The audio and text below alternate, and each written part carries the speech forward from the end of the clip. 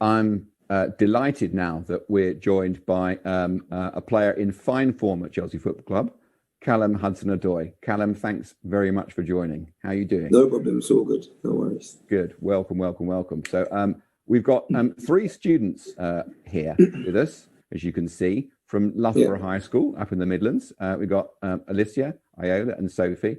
We've just got one question each to put to you, if they may. So I'm just going to ask them to do that and get out of the way. So, that's no problem. Thank you. Alicia, what was your question for Callum? In the stand-up programme, we have explored being upstanders to prejudice and racism. In 2019, Chelsea lodged a complaint against racist abuse towards you. Are clubs and players, especially after the summer, becoming more powerful upstanders against racism? Have you seen a change during your time as a player? Yeah, definitely. I feel like Chelsea are doing a lot to try and stop racism coming into football as a whole. I feel to myself that I feel like a lot of players are doing as much as they can as well to get racism out of football. But also the club as well are doing making a big change on it and making sure that we try and get racism as quick as possible out of football, because none of us want to be racially abused. At the end of the day, we all like the sport of football. We all like watching it. We all like playing it. So we don't like to hear stuff or see stuff that makes you feel uncomfortable. So I feel like Chelsea are doing really well in that sense of trying to improve on it. But as I said, it's not just one club that can do it. I think everybody has to keep pushing and hoping that racism will soon come out of football and action will take place if it does happen. Yes. Okay, Does that answer your question, Alicia? Yes. Did I answer it? Did I answer it good? No problem. Sophie, what's your question for Callum? You have experienced fantastic success, becoming the youngest player to debut for England in a competitive match, and have spoken out about the importance of your Ghanaian roots in helping you develop. We are working with students from diverse communities across the country. What advice do you have for young people discovering their own family and community identities?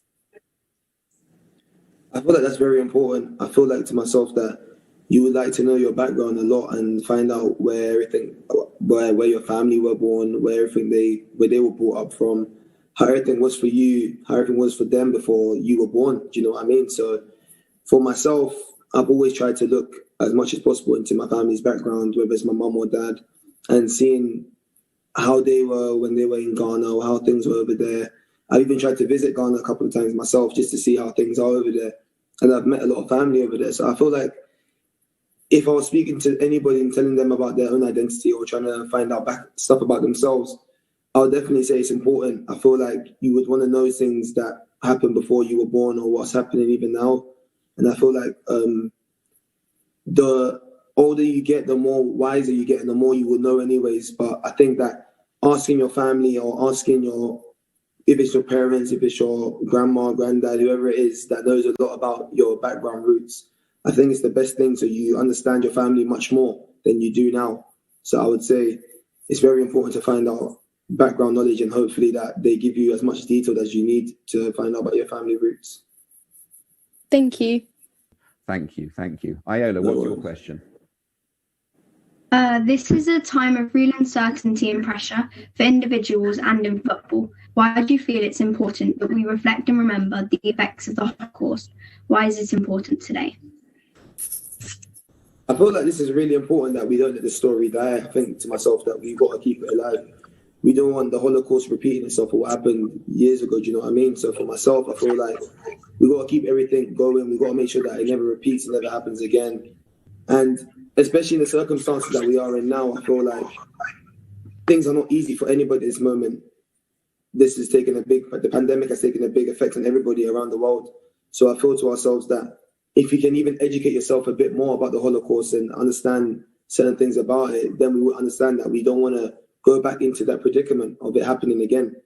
And we will keep ourselves far away from trying to not happen again. So I feel like it's definitely very important that we don't do anything to make it happen again, firstly, but also make sure that the story stays alive. And I said that Chelsea have done really well in that sense of trying to educate us as much as possible and letting us know what happened before and ways we can prevent it happening again. So yeah, as I say, they've done really well on that as well. Thank Lovely. you. That's really good. Really good. Is that the answer you're looking for, Iola?